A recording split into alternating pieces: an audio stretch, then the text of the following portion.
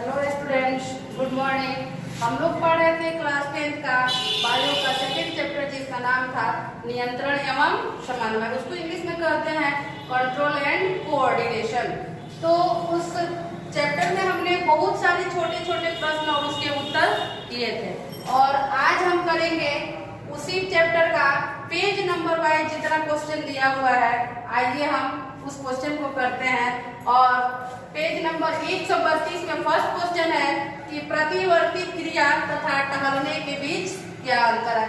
हमने कल की वीडियो में आप लोगों को यह बताया भी था कि हम अब पेज नंबर वाइज जितने भी पाठ्य पुस्तक में प्रश्न दिए हुए हैं उनको हम लोग हल करेंगे। तो आइए दिया है कि प्रतिवर्ती क्रिया तथा टहलने के बीच अंतर निम्नलिखित है। और हम जब भी अंतर स्पष्ट करते हैं तो वहाँ पे एक बीच से सबसे पहले लाइन खींच के और एक साइड लिख देंगे प्रतिवर्ती क्रिया और दूसरी तरफ हो जाएगा टहलना। अब देखिए प्रतिवर्ती क्रिया में होता क्या है। तो जब प्रतिवर्ती क्रिया होगी तो यह मेरु रज्जु द्वारा संपादित होता है। प्रतिवर्ती क्रिया हमेशा मेरु रज्जु द्वारा संपादित होता है। और टहलना, हमें जब इच्छा किया कि हमको टहलना चाहिए तब भी हम क्या करते हैं, टहलते हैं। इसलिए यहाँ पे होगा कि यह सोच समझकर किया जाता है। दूसरा है कि यह क्रिया अवचेतन मस्तिष्क की अवस्था में होती है। यह क्रिया क्या होती है, अवचेतन मस्तिष्क की अवस्था में होती है, लेकिन यह क्रिया प्रमस्तिष्क के नियंत्रण की अवस्था में होती है। तीसरा पॉइंट है मेरा कि यह बदला नहीं जा सकता है। प्रतिवर्ती क्रिया को हम लोग क्या कर सकते हैं, बदल नहीं सकते हैं, लेकिन इस टहलना वाला जो क्रिया है इसको हम बदल सकते हैं। अभी मेरा मूड हुआ कि नहीं हमको टहलना चाहिए, लेकिन फिर अगर कोई काम आ गया, फिर या मेरा तबीयत ठीक नहीं है, तो उस स्थिति में हम क्या कर सकते हैं, उसको हम बदल सकते हैं, यानी इसमें बदला जा सकता है। 2 नंबर इसमें प्रश्न है कि दो तंत्रिका कोशिकाओं यानी उसको न्यूरॉन, तंत्रिका कोशिका को हम लोग क्या कहते हैं, न्यूरॉन कहते हैं। दो तंत्रिका कोशिकाओं न्यूरॉन के मध्य माने बीच अंतःग्रथन माने सिनेप्स में क्या होता है। तो देखिए हमने इसके उत्तर को यहाँ पे लिख दिया है। एक बार आप लोगों को समझा देते हैं कि दो तंत्रिका कोशिकाओं के मध्य विद्युत तरंगों जैसा आने वाला तंत्रिका आवेग कुछ रसायनों का श्रावण करने को प्रेरित करता है। देखिए दो तंत्रिका कोशिकाओं के बीच विद्युत तरंगों जैसा आने वाला तंत्रिका आवेग कुछ रसायनों का श्रावण करने को प्रेरित करता है और ये रसायन अंतःग्रथन यानी सिनेप्स को पार कर अगली तंत्रिका कोशिका में उसी प्रकार की तंत्रिका आवेग उत्पन्न करती है। फलतः एक अतिरिक्त सूचना का संसाधन होता है और विद्युत आवेग उत्पन्न हो जाने के बाद जब रसायन कुछ पदार्थों को स्रावित कर देते हैं उसके बाद सूचना क्या हो जाती है, एकत्रित हो जाती है यानी इकट्ठा हो जाती है और मस्तिष्क तक पहुंच जाती है। और जो भी कार्य करना है वह सूचना हमारे मस्तिष्क तक चली आती है। इसे तत्काल कार्य करने के लिए अंग को बाध्य होना पड़ता है। मान लेते हैं कि अगर यहाँ पे एक मोमबत्ती जल रही है तो जब भी हम अपने हाथ को मोमबत्ती के पास ले जाते हैं तो मेरा मस्तिष्क तुरंत सूचना प्रदान करेगा कि नहीं ये चीज गर्म है, इसको नहीं छूना है। आगे आप लोगों को मिलेगा भी है ना समझने के लिए। तो ये था मेरा 2 नंबर प्रश्न। आइए हम अब इसमें के 3 नंबर प्रश्न को देखते हैं कि 3 नंबर प्रश्न क्या है।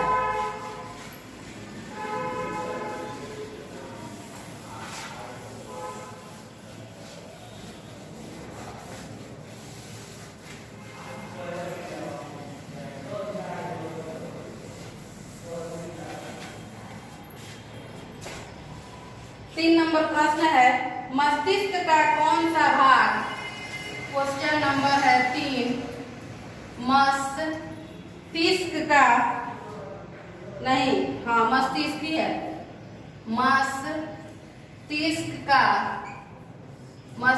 का कौन सा भाग,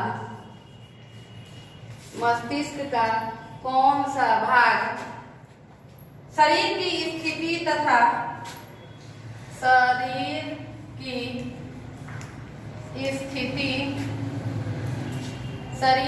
स्थिति तथा संतुलन माने बराबर, संतुलन का अनुरक्षण करता है। संतुलन का अनुरक्षण माने देखभाल, अनुरक्षण करता है। देखिए कितना अच्छा क्वेश्चन है कि हम सबसे पहले वाले वीडियो में आप लोगों को बताए भी थे कि मस्तिष्क के मुख्यतः 3 भाग होते हैं। पहला बताए थे कि अग्र मस्तिष्क, दूसरा था मध्य मस्तिष्क और तीसरा था पश्च मस्तिष्क। अब उसी में पूछ रहा है प्रश्न कि मस्तिष्क का कौन सा भाग शरीर की स्थिति तथा संतुलन का अनुरक्षण करता है। तो आइए हम देखते हैं कि मस्तिष्क का कौन सा भाग है जो शरीर की स्थिति तथा संतुलन को अनुरक्षित करता है। तो उत्तर है इसका कि पश्च मस्तिष्क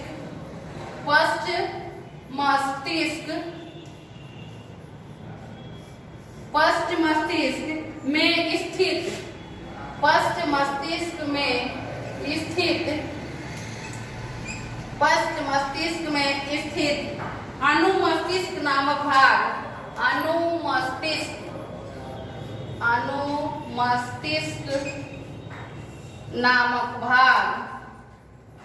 अनुमस्तिष्क नामक भाग शरीर की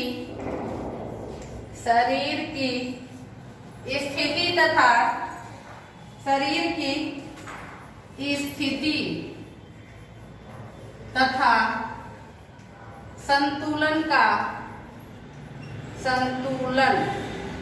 संतुलन का अनुरक्षण करता है। संतुलन का अनुरक्षण करता है।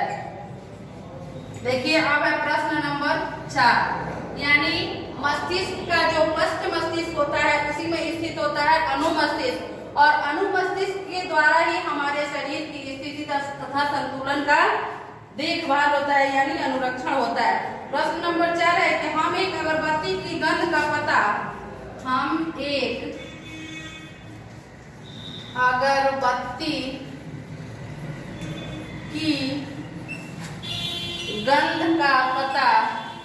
गंध माने होता है सुगंध, महक। हम एक अगरबत्ती की गंध का पता कैसे लगाते हैं? पता कैसे लगाते हैं? अब देखिए यहाँ पे मस्तिष्क का कौन सा भाग कार्य करेगा जी? अगरबत्ती या किसी भी गंध का पता हम अगरबत्ती या किसी भी गंध का पता हम अग्र मस्तिष्क माने मस्तिष्क का अगला भाग, अग्र मस्तिष्क से करते हैं। अग्र मस्तिष्क से करते हैं। इसमें गंध का पता करने के लिए संवेदी केंद्र होता है। इसमें माने अग्र मस्तिष्क में इसमें गंध का पता करने के लिए संवेदी केंद्र होता है। संवेदी केंद्र होता है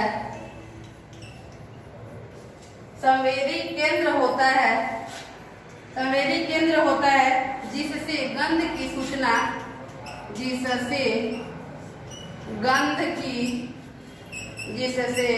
गंध की सूचना प्राप्त होती है।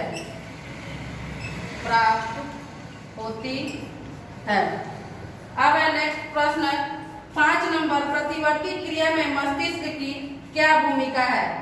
क्वेश्चन नंबर 5, प्रतिवर्ती क्रिया में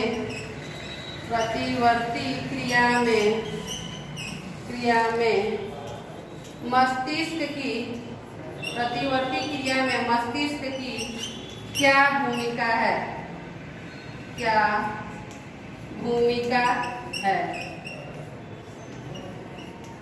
भूमिका है? पूरे शरीर की तंत्रिकाएं मेरु रज्जु से होकर पूरे शरीर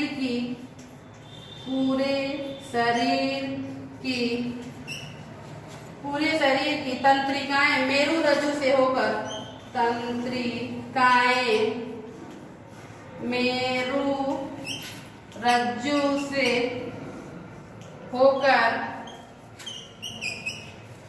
मेरु रज्जु से होकर मस्तिष्क को जाने वाले रास्ते में मस्तिष्क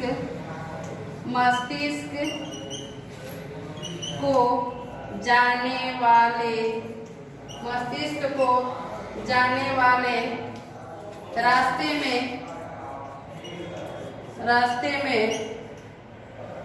बंडल के रूप में मिलते हैं, जिसे बंडल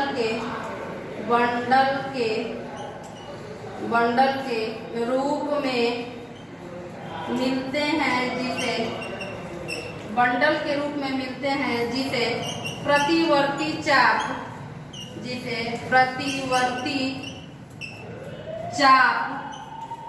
कहते हैं।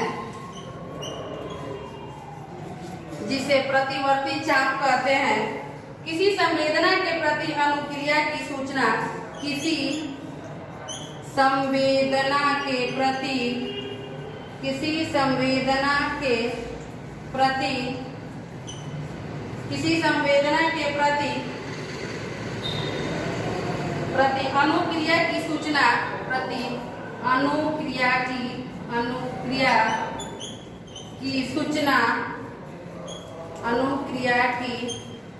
अनुक्रिया की सूचना इसी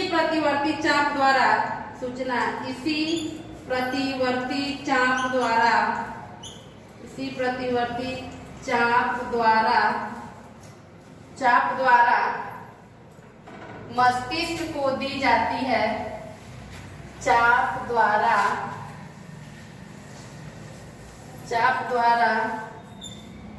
मस्तिष्क को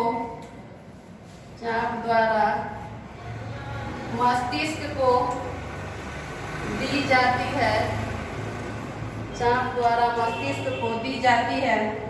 मस्तिष्क द्वारा उस पर पुनः विचार होता है। मस्तिष्क को दी जाती है तथा मस्तिष्क द्वारा पुनः उस पर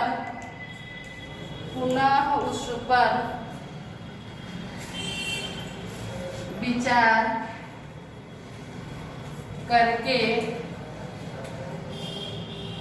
करके कार्य किया जाता है।